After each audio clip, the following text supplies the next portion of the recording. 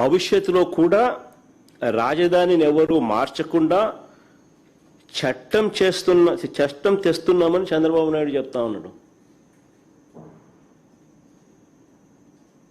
భవిష్యత్తులో కూడా రాజధానిని ఎవరు మార్చకుండా చట్టం తెస్తున్నామని చంద్రబాబు చెప్తా ఉన్నాడు.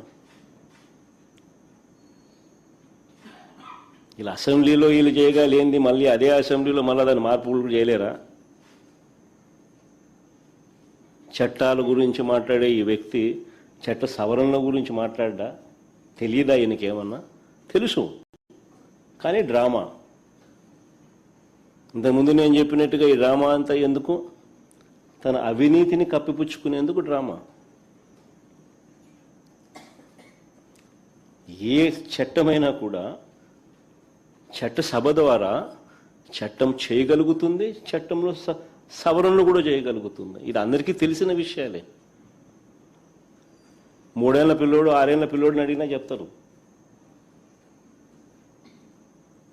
కానీ చంద్రబాబు నాయుడు ఏదో కొత్తగా ప్రజలకు తెలియనట్టుగా, దాన్ని పక్కదోవ పట్టించేట్టుగా, దాన్ని ఏదో విప్లవాత్మకంగా తీసుకొని వస్తానట్టుగా ఓ బిల్డప్, దానికి ఒక కథ, ఎందుకు అదంతా చేస్తూ ఉన్నాడంటే తన అవినీతి నుంచి టాపిక్ డైవర్ట్ చేసేందుకు.